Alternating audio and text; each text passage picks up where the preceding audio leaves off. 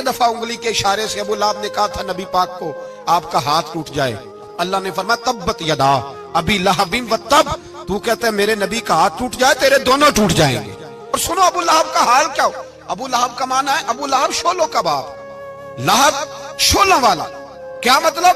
अबू लहब इतना हसीनो जमील था कि उसके जो रुखसार थे शोलों की तरह चमका करते, इतना खूबसूरत था, लाल सुर्ख रंग था, खूबसूरत आदमी।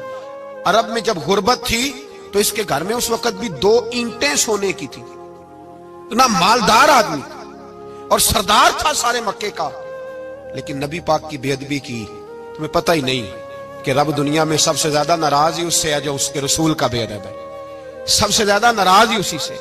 अबू लहब ना गया बदर के मौके पर, डर गया, कहने लगा मैंने नहीं जाना, मक्के में रह गया, ना गया जिहाद के लिए, मुसलमानों के खिलाफ ना निकला। लोगों ने बड़ा इसको लान तान किया, लेकिन कहने लगा मेरे खर्चे पे 4-5 बंदे ले जाओ, मैं नहीं जाऊंगा, पीछे रह गया। लोग कहने लगे बच गया, लेकिन इसके जिस्म के अंदर ऐसी बीमारी निकली कि रेशे से भर गया सारा वजूद, रेशे। इसके बच्चों ने ले जाके अबू लहब को पीछे एक हवेली थी मक्के के बाहर, उसमें बंद कर दिया। चीखता था, चिल्लाता था, बंद कर दिया उसको ले जाके वहां पीछे। और जब उसको बंद कर दिया कमरे में तो चिल्लाता था, चीखता था, कोई मुझे बचाओ, कोई पानी पिलाओ। दरवाजा तोड़ के बाहर निकला तो चौक में मर गया अबू लहब। इतनी बदबू आती थी कि कोई करीब नहीं जाता था।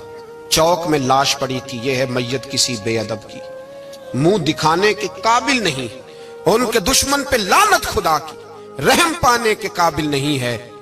चौक में लाश पड़ी है, तब्बत यदा अबी लहबिन व तब, चौक में पड़ी हुई है, कोई करीब नहीं जाता। उसके बेटों से लोग जाके कहने लगे तुम्हारा बाप था, शर्म करो।